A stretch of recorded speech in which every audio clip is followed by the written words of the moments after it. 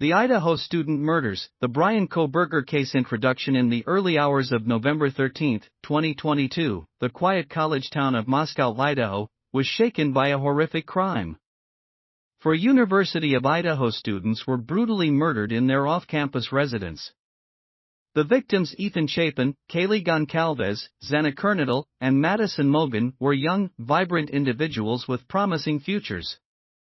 The case garnered national attention, leading to an extensive investigation that culminated in the arrest and conviction of Bryan Kohberger. This is the detailed account of the crime, the investigation, and the subsequent legal proceedings. Chapter 1. The crime scene. On November 13, 2022, at approximately 11:58 a.m., a 911 call was made reporting an unconscious person at 1122 King Road, Moscow, Idaho. Upon arrival, police officers discovered a gruesome scene. Four students had been stabbed to death in their bedrooms. Two other roommates were present in the house but were unharmed. The victims were identified as Chapin, 20, a freshman majoring in recreation, sport, and tourism management; Kaylee Goncalves, 21, a senior majoring in general studies; Xana Kernodle, 20, a junior majoring in marketing; Madison Mogen, 21, a senior majoring in marketing. The brutality of the murders and the lack of an immediate suspect left the community in shock and fear. Chapter 2. The investigation begins. The Moscow Police Department, with assistance from the Idaho State Police and the FBI, launched a comprehensive investigation. The crime scene was meticulously examined, and evidence was collected, including a knife sheath found near one of the victims. The sheath bore a single source of male DNA, which did not match any profiles in the national database. Investigators also reviewed surveillance footage from the neighborhood and noted a white Hyundai Elantra seen near the crime scene during the early morning hours of the murders. This vehicle became a focal point in the investigation. Chapter 3. Forensic breakthrough. With the DNA from the knife sheath not matching any known profiles, investigators turned to forensic genetic genealogy. They uploaded the DNA profile to public genealogy databases to identify potential relatives of the suspect. This approach led them to Bryan Kohberger, a 28-year-old PhD student in criminology at Washington State University, located approximately 10 miles from Moscow. To confirm the match, law enforcement collected trash from Kohberger's family residence in Pennsylvania. A DNA sample from a discarded Q-tip matched the DNA found on the knife sheath, providing a significant breakthrough in the case. Chapter 4. Surveillance and arrest. Following the DNA match, authorities placed Kohberger under surveillance.